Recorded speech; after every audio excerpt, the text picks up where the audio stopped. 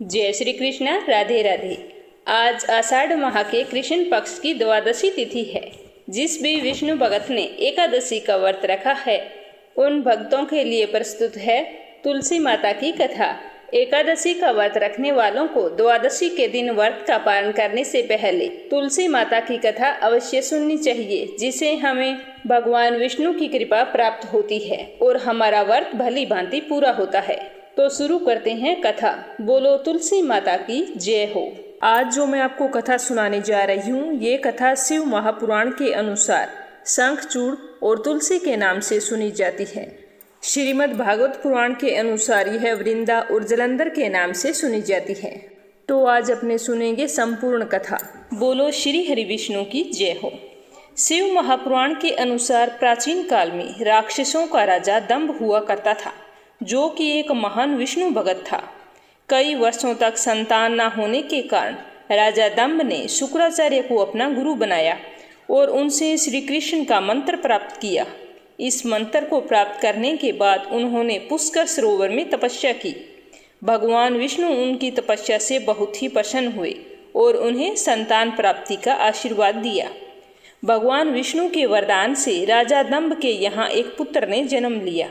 इस पुत्र का नाम था शंखचूड़। बड़े होकर शंखचूड़ ने ब्रह्मा जी को प्रसन्न करने के लिए पुष्कर में घोर तपस्या की थी। शंखचूड़ की तपस्या से प्रसन्न होकर ब्रह्मा जी ने शंखचूड़ को वरदान मांगने के लिए कहा। तो शंखचूड़ ने कहा कि यदि आप मुझसे इतने ही प्रसन्न हैं तो मुझे वरदान दो कि मैं हमेशा अमर रहूं, कोई भी देवता मुझे मार ना सके। तो ब्रह्मा जी ने यह वरदान दिया और कहा कि वह बद्री वन में जाकर धर्मध्वज की बेटी तुलसी से विवाह करे, जो इस समय तपस्या कर रही है। अगर तुम्हारा विवाह तुलसी से होता है तो तुम्हें कोई भी नहीं मार सकता, क्योंकि उसका सतीत्व अखंड होगा। इसी वजह से तुम्हारा कोई भी बाल बांका नहीं कर पाएगा। इस तरह का वरदान पाकर शंखचूड़ बहुत ही प्रसन्न हुआ। उधर सावर्णी मुनि की पुत्री तुलसी अपूर्व सुंदरी थी। उसकी इच्छा थी कि उसका विवाह भगवान नारायण के साथ हो। इसके लिए उन्होंने नारायण पर्वत की घाटी में स्थित बद्री वन में घोर तपस्या की। दीर्घ काल तक तपस्या करने के बाद ब्रह्मा जी ने प्रसन्न होकर दर्शन दिया और वरदान मांगने के लिए कहा। तो तुलसी ने कहा कि सृष्टिकर्ता ब्रह्मदेव, आपको बारंबार प्रणाम। आप अंतर्यामी हैं, सबके मन की बात आप जानते हैं। फिर भी मैं अपनी इच्छा तुम्हें बताती हूँ। अगर आप मुझसे इतना ही खुश हैं तो मुझे वरदान दें कि मैं चाहती हूँ कि मेरा विवाह भगवान श्री हरि नारायण के साथ हो। तो ब्रह्मा जी ने कहा कि तुम्हारा अभीष्ट तुम्हें अवश्य मिलेगा, ये मेरा आशीर्वाद है। अपने पूर्व जन्म में किसी अपराध के कारण तुम्हें श्राप मिला था, वो आज मैं तुम्हें बताता हूँ। पिछले जन्म में तुम युवा अवस्था में अपने विवाह की इच्छा लेकर तीर्थ यात्रा पर निकली थी। कई जगहों की यात्रा करने के बाद एक बार तुमने गंगा किनारे गणेश जी को तपस्या करते हुए देखा। तो तपस्या में लीन गणेश जी को देखकर तुमने उससे विवाह का मन बना लिया और सीधे ही गणेश जी के समक्ष विवाह का प्रस्ताव रख दिया। इस तरह से गणेश जी की तपस्या भंग हो गई।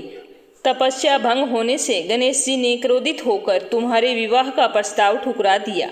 इस बात से तुमने नाराज होकर गणेश जी को 2 विवाह होने का श्राप दे दिया। तो गणेश जी और ही क्रोधित हो गए कि तुम्हारा भी विवाह शंखचूड़ जलंधर से होगा, जो कि एक राक्षस है। राक्षस की पत्नी होने का श्राप सुनकर तुलसी ने गणेश जी से माफी मांगी। तब गणेश जी ने तुलसी से कहा कि वह भगवान विष्णु और कृष्ण की अति प्रिय होगी, साथ ही कलयुग में जगत और जीवन को मोक्ष देने वाली होगी। नित्य प्रतिदिन तुम्हारी पूजा की जाएगी, लेकिन मेरी पूजा में तुम्हें चढ़ाना अशुभ माना जाएगा और मैं तुम्हें श्राप से मुक्त तो नहीं कर सकता। इस तरह तुम्हें पूर्व जन्म में श्राप मिला था। इसी प्रकार भगवान श्री हरि नारायण के एक पार्षद को भी दानव कुल में जन्म लेने का श्राप मिला है। दानव कुल में जन्म लेने के बाद भी उसमें नारायण का अंश विद्यमान रहेगा। इसीलिए इस जन्म में पूर्व जन्म के पाप के शमन के लिए संपूर्ण नारायण तो नहीं, नारायण के अंश से युक्त दानव कुल में जन्मे श्रापग्रस्त पार्षद से तुम्हारा विवाह होगा। शाप मुक्त होने पर भगवान श्री हरि नारायण सदा सर्वदा के लिए तुम्हारे पति हो जाएंगे। तो तुलसी ने ब्रह्मा जी के इस वरदान को स्वीकार किया, क्योंकि मानव कुल में जन्म लेने के कारण उसे मायावी भोग तो भोगना ही था। तुलसी बद्री वन में रहने लगी। नारायण का वह पार्षद दानव कुल में शंखचूड़ के नाम से पैदा हुआ था। कुछ दिनों के बाद वह भ्रमण करता हुआ बद्री वन में आया। तुलसी को वहां देखते ही उस पर मुग्ध हो गया और तुलसी के सामने उसने विवाह का प्रस्ताव रखा। इतने में वहां पर ब्रह्मा जी भी आ गए और तुलसी से कहा कि तुलसी, शंखचूड़ को देखो, कैसा देवोपम है इसका स्वरूप। दानव कुल में जन्म लेने के बाद भी लगता है जैसे इसके शरीर में नर नारायण का वास हो। इसीलिए शादी के प्रस्ताव को तुम स्वीकार कर लो। यह सुनकर तुलसी को भी लगा कि उसकी तपस्या पूर्ण हुई, उसे इच्छित फल मिला है, इसीलिए उसने शादी के लिए हाँ कर दी। फिर शंखचूड़ के साथ तुलसी का गंधर्व विवाह हो गया और वह शंखचूड़ के साथ उसके महल में पत्नी बनकर आ गई। शंखचूड़ ने अपनी परम सुंदरी सती साध्वी पत्नी तुलसी के साथ बहुत दिनों तक राज्य किया। उसने अपने राज्य को इतना विस्तार किया कि देवलोक तक उसके अधिकार में आ गया। स्वर्ग का सुख भोगने वाले देवताओं की दशा भिखारियों जैसी हो गई। शंखचूड़ किसी को कष्ट नहीं देता था, पर अधिकार और राज्य छिन जाने से सारे देवता मिलकर ब्रह्मा, विष्णु और शिव की सभा में गए और अपनी समस्या बताई। तो ब्रह्मा जी ने कहा कि तुलसी परम साध्वी है, उसका विवाह शंखचूड़ से मैंने ही कराया है। शंखचूड़ को तब तक नहीं हराया जा सकता और ना ही मारा जा सकता जब तक शंखचूड़ की जिंदगी में तुलसी है, क्योंकि तुलसी का सतीत्व अखंड है। इसीलिए इसे ना तो मारा जा सकता है और ना ही हराया जा सकता है। तो विष्णु जी ने कहा कि शंखचूड़ पूर्व जन्म में मेरा ही पार्षद था। शाप के कारण उसे दैत्य कुल में जन्म लेना पड़ा। इस जन्म में मेरा अंश उसमें व्याप्त है। साथ ही तुलसी के पतिव्रत धर्म से वह अजेय है। फिर सारे देवताओं की सहमति से भगवान शिव ने शंखचूड़ के पास संदेश भेजा कि या तो वह देवताओं का राज्य लौटा दे या फिर उनसे युद्ध करे। शंखचूड़ भगवान शंकर के पास पहुंचा और उनसे कहा कि देवाधिदेव, आपके लिए देवताओं का पक्ष लेना उचित नहीं है। राज्य बढ़ाना हर राजा का कर्तव्य है। मैं किसी को दुखी नहीं कर रहा हूँ। देवताओं से कहिए कि वो मेरी प्रजा बनकर रहे। मैंने आपका भी कभी कोई अपमान नहीं किया है। हमारा आपका युद्ध करना शोभा नहीं देता। अगर आप हार गए तो बड़ी लज्जा की बात होगी। अगर मैं हार गया तो आपकी कीर्ति बहुत अधिक नहीं बढ़ेगी। तो भगवान शंकर जोर से हंसे, क्योंकि वे तो सारा रहस्य समझते थे। तुलसी और शंखचूड़ के पूर्व जन्म के शाप की अवधि लगभग पूरी हो चुकी थी। भगवान शंकर हंसकर बोले कि इसमें कीर्ति और लज्जा की कोई बात नहीं है। तुम देवों का राज्य लौटाकर उन्हें उनके पद पर बना रहने दो। युद्ध से बचने का यही एक उपाय है और मेरी बात मान लो। तो शंखचूड़ ने कहा कि मैंने युद्ध के बल से देवलोक जीता है, उसे कोई युद्ध के द्वारा ही वापस ले सकता है। यह मेरा अंतिम उत्तर है। अब मैं जा रहा हूँ। ऐसा कहकर शंखचूड़ वहाँ से चला गया। उसने अपनी पत्नी तुलसी को सारी बात बताई और कहा कि कर्म भोग सब काल सूत्र में बंधा है। जीवन में हर्ष, शोक, भय, सुख, दुख, मंगल अमंगल काल के अधीन हैं। हम तो केवल निमित्त हैं। हो सकता है कि भगवान शिव देवों का पक्ष लेकर मुझसे युद्ध करे। तुम चिंता मत करना, तुम्हारा सतीत्व तेज ही मेरी रक्षा करेगा। फिर दूसरे ही दिन भगवान शंकर के नेतृत्व में देवताओं ने युद्ध छेड़ दिया।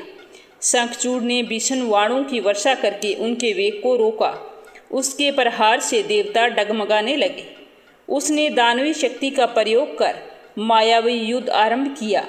युद्ध स्थल पर वह किसी को दिखाई नहीं देता था, पर उसके अस्त्र शस्त्र प्रहार करके देवताओं को घायल कर रहे थे। देवतागण अपने अस्त्र चलाएं तो किस पर चलाएं, क्योंकि सामने कोई शत्रु दिखाई ही नहीं देता था। यह युद्ध कई दिनों तक चला था। शंखचूड़ पराजित नहीं हुआ। तो भगवान शिव ने विष्णु जी से कहा कि विष्णु, कुछ उपाय करो, अन्यथा मेरा सारा यश मिट्टी में मिल जाएगा। तो विष्णु ने सोचा कि बल से तो शंखचूड़ को हराया नहीं जा सकता, इसीलिए छल का सहारा लेना होगा। तो उन्होंने तुरंत अपना स्वरूप शंखचूड़ जैसा बनाया और अस्त्र शस्त्र से सुसज्जित होकर तुलसी के पास चले गए और बोले कि प्रिय, मैं युद्ध जीत आया हूँ। सारे देवता भगवान शंकर समेत हार गए हैं। अब मुझे कोई नहीं मार सकता। तो तुलसी पति को सामने प्रत्यक्ष खड़ा देख और विजय का समाचार सुनकर बहुत ही खुश हुई और भागकर अपने पति के चरण स्पर्श किए, क्योंकि तुलसी को इस बात का जरा भी भान नहीं था कि शंखचूड़ के वेश में स्वयं विष्णु भगवान है।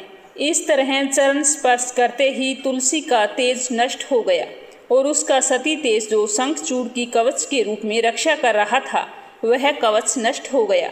शंखचूड़ शक्तिहीन हो गया। यह जानते ही भगवान शंकर ने अपने त्रिशूल से प्रहार किया। त्रिशूल के लगते ही शंखचूड़ जलकर भस्म हो गया। शंखचूड़ के मरने को जानकर विष्णु जी अपने असली स्वरूप में आ गए। तो तुलसी अपने सामने पति शंखचूड़ के स्थान पर भगवान विष्णु को खड़ा देखकर बहुत ही आश्चर्यचकित हुई। तुरंत उसे समझ में आ गया कि स्वयं नारायण ने उसके साथ छल किया है। तो उसे बहुत ही क्रोध आया और क्रोध में आकर उसने श्राप दिया कि एक सती स्त्री का अस्तित्व भंग करने के अपराध में तुम हृदय विहीन पत्थर बन जाओ। भगवान विष्णु ने तुलसी के शाप को शिरोधार्य कर कहा कि देवी, तुम्हारे तथा शंखचूड़ के कल्याण के लिए मुझे ऐसा करना पड़ा। तुम दोनों को शाप मुक्त करना था।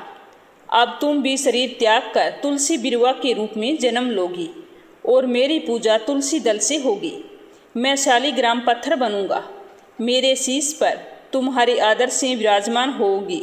शंखचूड़ की हड्डियों से शंख की उत्पत्ति होगी।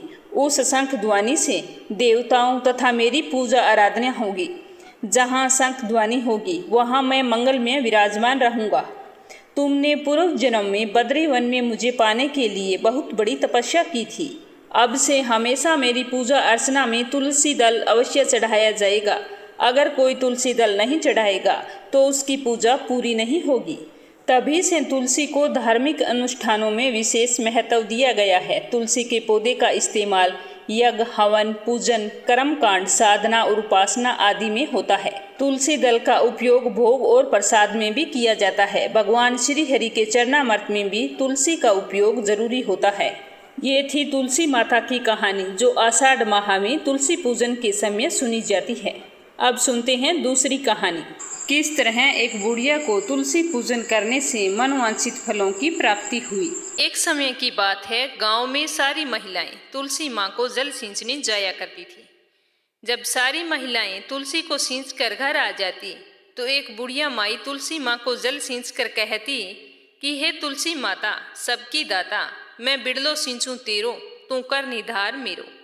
तुलसी माता अड़ुआ दे, लडुआ दे, पीताम्बर की धोती दे, मीठे मीठे ग्रास दे, बैकुंठ का वास दे, चटक की चाल दे, पटक की मोत दे, चंदन का काट दे, झालर की झनकार दे, साईं का राज दे, दाल भात जीवन दे, एकादशी का दिन दे और कृष्ण जी का कांधा दे। जब तुलसी मैया इतनी सारी बात सुनती तो सोच में पड़ जाती।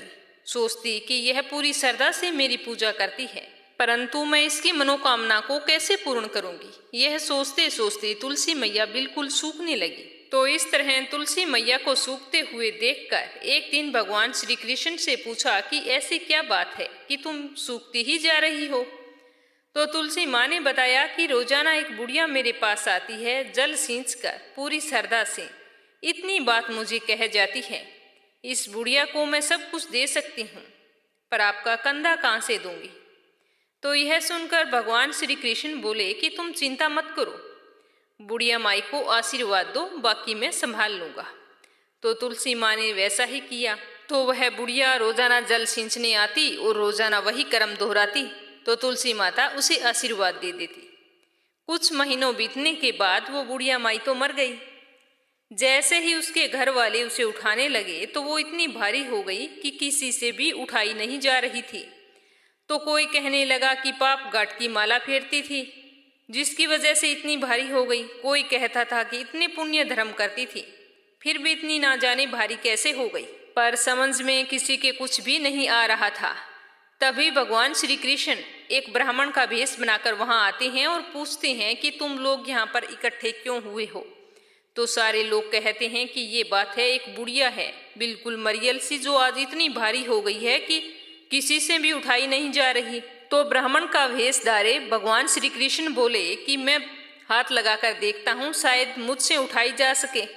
तो सारे हंसने लगे कि इतने सारे लोग लगे हैं, फिर भी बुढ़िया इतनी भारी है, तुम एक कैसे उठा लोगे? तो किसी बड़े बुजुर्ग ने कहा कि देखने में क्या जाता है। कहा कि ठीक है, तुम जाओ देखो।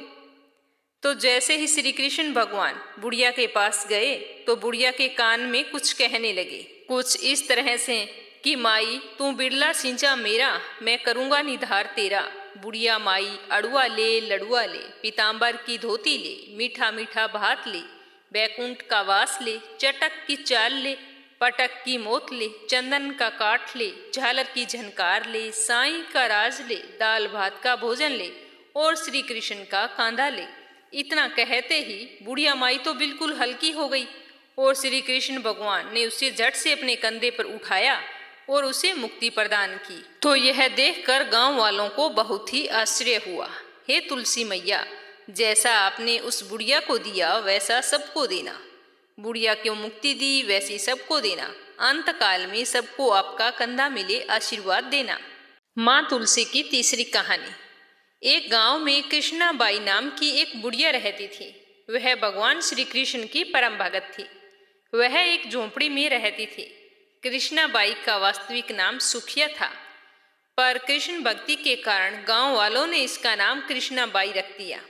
वह घर घर जाकर झाड़ू पोछा, बर्तन साफ करने, खाना बनाना यही काम करती थी। कृष्णाबाई रोजाना फूलों की माला बनाकर दोनों समय भगवान श्री कृष्ण जी को पहनाती थी और घंटों तक कान्हा जी से बातें करते रहते। तो गांव के लोग सोचते कि ये बुढ़िया पागल है। एक रात श्री कृष्ण जी ने अपनी भक्त कृष्णाबाई से कहा कि कल बहुत बड़ा भूचाल आने वाला है, तुम यह गांव छोड़कर दूसरे गांव चली जाओ। अब क्या था, मालिक का आदेश था। कृष्णाबाई ने अपना सामान जल्दी जल्दी इकट्ठा किया। गांव वालों ने पूछा कि तुम सामान इकट्ठा करके कहाँ जा रही हो, हमारे घरों का काम कौन करेगा? तो बुढ़िया बोली कि कल रात सपने में कान्हा जी आए थे और वो कह रहे थे कि बहुत बड़ी प्रलय होगी, पास वाले गांव में चली जा। तो सारे लोग कहने लगे कि ये तो पहले तो थोड़ी पागल थी, अब लगता है सारी ही पागल हो गई है। तो बुढ़िया ने कहा कि आप लोग भी ऐसा करो, सारा सामान इकट्ठा कर लो और चलो अपने दूसरे गांव में चलते हैं। अब लोग कहाँ उस बूढ़ी पागल की बात मानने वाले थे। जो भी सुनता जोर जोर से ठहाके लगाता।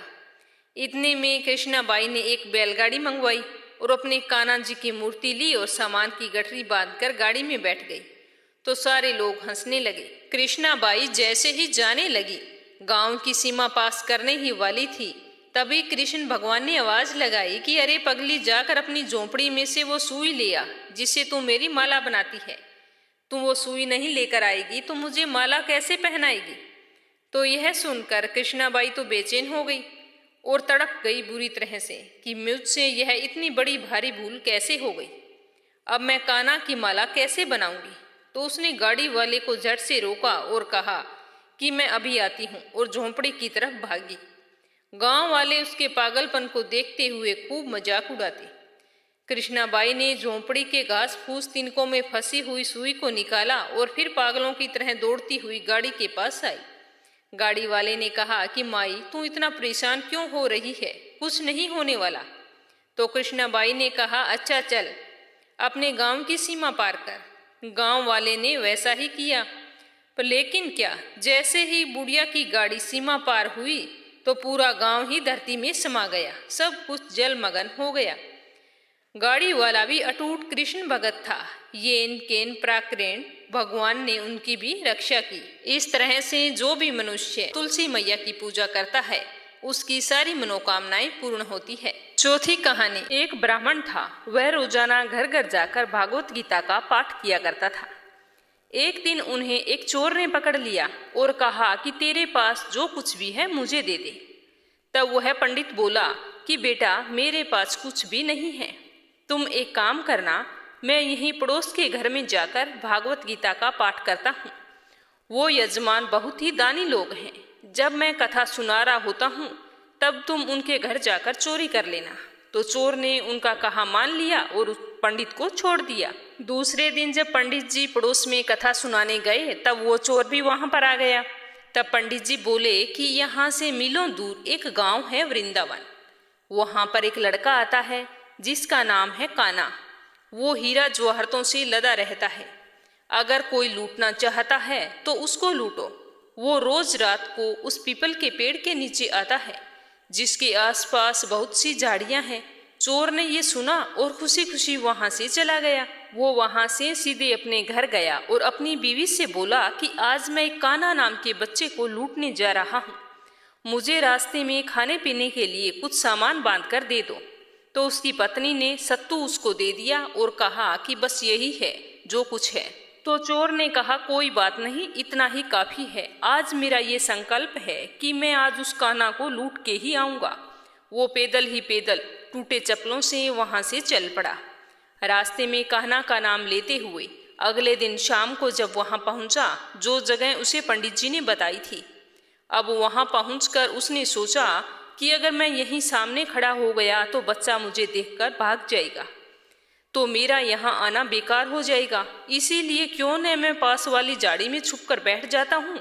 जैसे ही वो बच्चा आएगा तो उसे लूट लूंगा। ये सोचकर वो जैसे ही झाड़ी में घुसा तो झाड़ियों के कांटे उसके चुभने लगे। उस समय उसके मुंह से एक ही आवाज आई, कान्हा कान्हा। उसके सारे शरीर पर कांटे ही कांटे लग गए, पर उसके मुंह से सिर्फ यही आवाज निकल रही थी कि कान्हा आ जाओ, कान्हा आ जाओ, कान्हा। तो अपने भक्त की ऐसी दशा देखकर कान्हा जी चल पड़े। तभी रुक्मिणी जी बोली कि प्रभु आप कहाँ जा रहे हो, वो आपको लूट लेगा। तो प्रभु बोले कि कोई बात नहीं, मैं अपने ऐसे भक्तों के लिए लूट जाना तो क्या, मिट जाना भी पसंद करता हूँ। ठाकुर जी ने बच्चे का रूप धारण किया और आधी रात को वहां आ गए। और वो जैसे ही पेड़ के पास पहुंचे, चोर एकदम से बाहर आ गया और उन्हें पकड़कर बोला कि ओ कान्हा, तूने मुझे बहुत दुखी किया है। अब ये चाकू देख रहा है ना, अब चुपचाप सारे गहने मुझे दे दे, वरना मैं तुम्हें मार दूंगा। तो कान्हा जी ने हंसते हुए सारे गहने उसे दे दिए। चोर हंसी खुशी अगले दिन अपने गांव वापस पहुंच गया। सबसे पहले उस जगह गया जहां पर पंडित जी कथा सुना रहे थे। जितने भी गहने वो चोरी करके लाया था उनका आधा हिस्सा पंडित जी के चरणों में रख दिया। जब पंडित जी ने पूछा कि ये क्या है, तब उसने कहा कि आपने ही मुझे उस कान्हा का पता दिया था, मैं उसी को लूट के आया हूँ और ये आपका आधा हिस्सा है। तो पंडित जी ने सुना तो यकीन नहीं हुआ और बोले कि मैं इतने सालों से पंडिताई कर रहा हूँ, वो मुझे आज तक नहीं मिला और तुझ जैसे पापी को कहना कहाँ से मिल सकता है। तो चोर ने कहा कि मैं सच बोल रहा हूँ। चोर के बार बार यही बात कहने पर पंडित जी बोले कि चल मैं भी चलता हूँ तेरे साथ वहाँ पर, मुझे भी दिखा कान्हा कैसा दिखता है। और वो दोनों वहाँ से चल दिए। चोर ने पंडित जी को कहा कि आओ मेरे साथ, यहाँ पर छुप कर बैठ जाओ। दोनों का शरीर फिर कांटों से लूलूहान हो गया और बस मुंह से एक ही आवाज निकली कि कान्हा कान्हा आ जाओ। ठीक मध्य रात्रि कान्हा जी बच्चे के रूप में वहां आए तो दोनों झाड़ियों से निकलकर बाहर आ गए। पंडित जी की आंखों में आंसू थे, वो फूट फूट कर रोने लग गए। चोर के चरणों में गिर पड़े और बोले कि हम जिसे आज तक देखने के लिए तरसते रहे, जो आज तक लोगों को लूटता आया है, तुमने आज उसे ही लूट लिया।